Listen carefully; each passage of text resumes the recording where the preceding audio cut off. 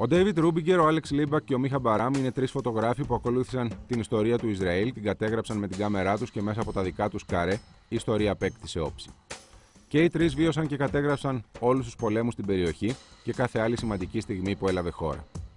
Η πρώτη επιχρήμαση προσφερόμενη φωτογραφία του David τραβήχτηκε την ημέρα της απόφασης της δημιουργίας του Ισραήλ από τα Ηνωμένα Έθνη. My very first picture that really became a news picture was taken actually in 47 on the night that the United Nations decided on the partition of Palestine into a Jewish and Arab state.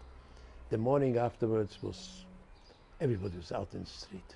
People were dancing in the street. Actually, we were dancing all night long. I remember I went out with my wife after we heard on the news that the positive decision of the United Nations. Everybody broke out cheering. We went out and she wanted to buy some cigarettes. And she came to the kiosk and asked for a pack of cigarettes. The man gave her a pack of cigarettes and said, "I'm not taking money tonight." Μέχρι τον πόλεμο των 6 ημερών, το Ισραήλ ήταν απλά μια χώρα περικυκλωμένη από αραβικά κράτη που πάλευε για να διασφαλίσει τα κερδισμένα από τον πόλεμο του 48 εδάφη. Το 1967 όμως, μια συντονισμένη επίθεση από 7 αραβικά κράτη έθεσε υπό αμφισβήτηση το μέλλον της χώρας.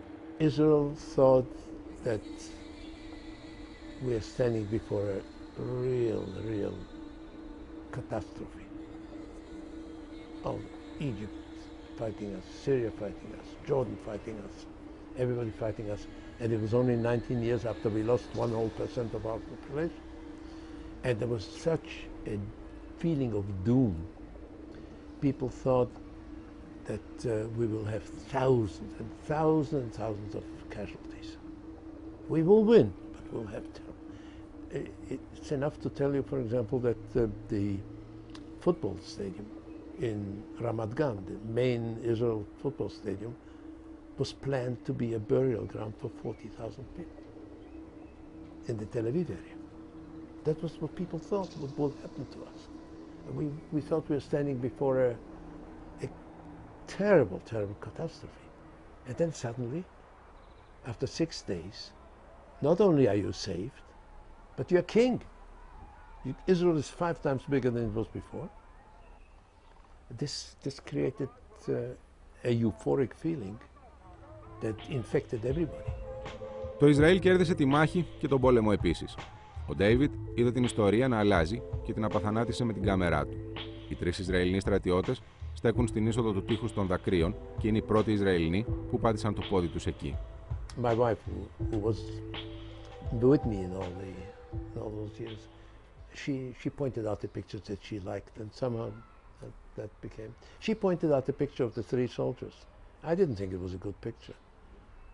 I thought, well, it's just 3 soldiers, because 5 minutes, less than that, 15 minutes later, I had a picture of the chief rabbi of the Israeli army coming to the western wall with a sort of Torah scroll, and he was lifted up on the shoulders of the soldiers, and he was blowing the haram horn, the shofar, and holding the Sefer Torah. I thought, oh, what a great picture. After the 6 Days War, I decided that I have to leave the country for a while, and I was thinking which is the furthest away place that I could go to, and I looked on the map, and I said Brazil. It looked good to me, very far away.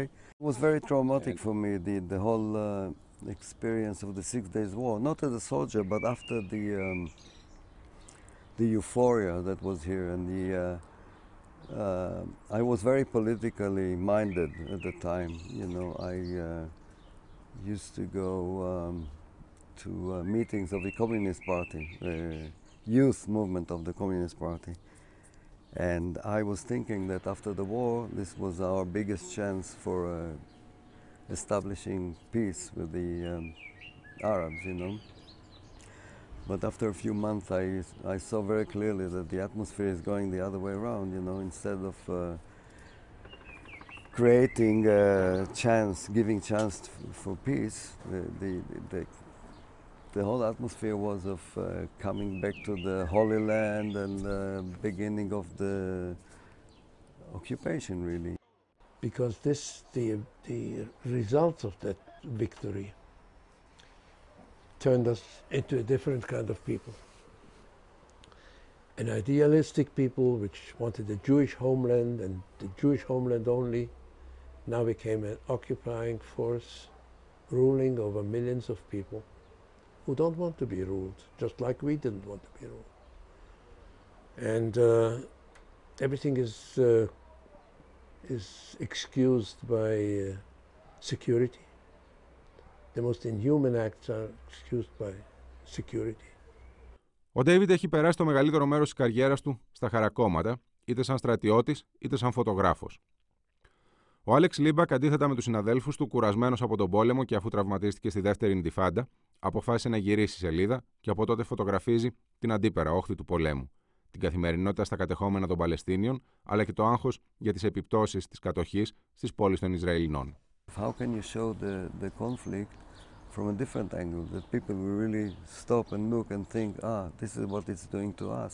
I'm not talking about hard news, but for example, this series of pictures of people waiting for buses in Jerusalem was very depressing, you know, because, okay, it's normal pictures, but if you look at the faces of people, you see that they're a little bit scared, a little nervous, miserable, you know, and I think people in this country are not happy, basically, you know. Everybody, when you talk to people, they say, yeah, it's a great place, you know, it's wonderful.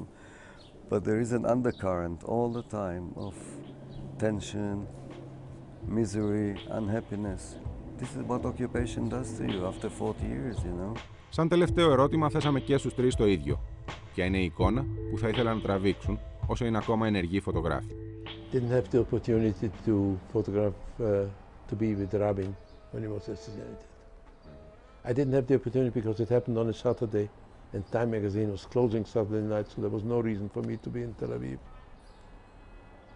And if I could change one thing in the history of Israel, I would give, you know, the man who killed Rabin, I would hang a camera around his neck on that night. Because if he had a camera, the security service would have told him, you stand behind the ropes. Like I was saying, you know, when the Israeli army withdrew from Gaza, from all over the territories for a while, there was this was a great story to cover because it gave you... But this is something that it happened. That happened. Well, I hope maybe that it will happen again. In your career. I want it to happen again, but this time for real, not just an illusion. I'm too realistic, and I don't think that the famous handshake, or probably a real peace with the Palestinians, which is the great picture of people who live and fight here all their lives. But as an image, yes, it will happen, but not in our lifetime.